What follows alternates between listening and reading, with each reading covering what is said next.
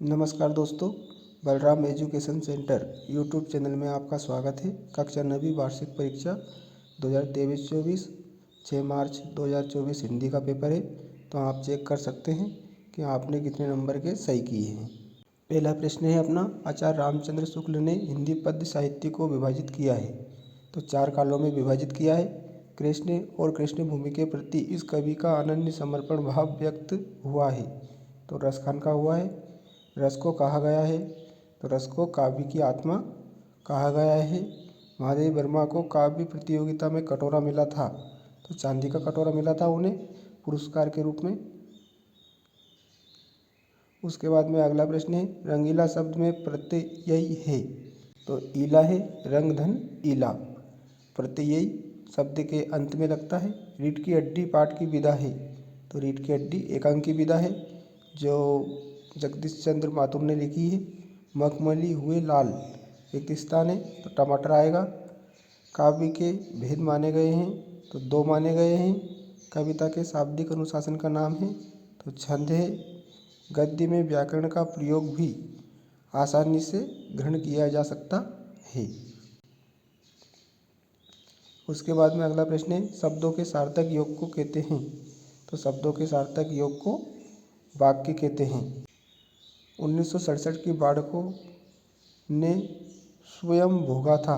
तो लेखक आ जाएगा इसमें, फणीश्वर नाथ रेणु जो लेखक थे, उन्होंने 1967 की बाढ़ को भोगा था।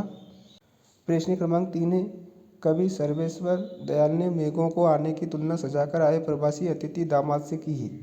तो यह सत्य है। छंद को पढ़ते समय आने वाला विराम यति कहलाता है, यह भी सत्य है। डांडे तिब्बत की सबसे खतरे की जगह है, सत्य है। झूरी काची के दोनों बिल पचाई जाति के थे, सत्य है।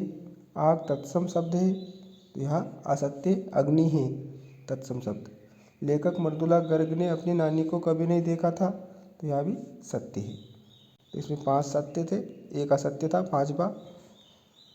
उसके बाद में प्रश्न क्रमांक 5 है अपना, ललदयत की काव्य शैली को कहा जाता है।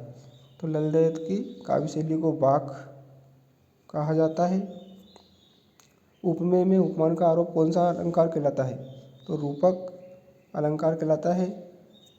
सालिम अली की आत्मकथा का नाम लिखिए। तो द स्पैरो ऑफ फेलो। जिस समास के दोनों पद प्रधान हो वह कौन सा समास होता है। तो वहाँ द्वंद्व समास होता है। लेखिका मृदुला गर्ग की परदादी ने मंदिर में जाकर क्या मन्नत मांगी। तो उन्होंने मन्नत मांगी थी कि उनकी पतोहू को पहला बच्चा जो हो लड़की हो।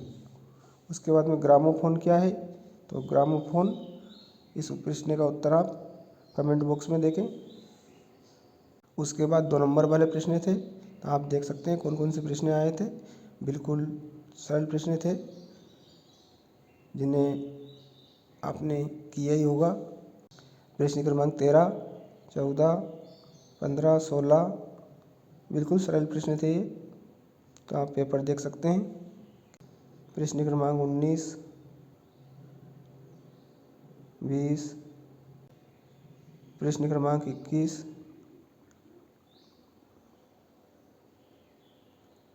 अपठित गद्यांश था, बिल्कुल सरल था ये, आलस्य के ऊपर था, इसी में इसके प्रश्न उत्तर मिल रहे हैं।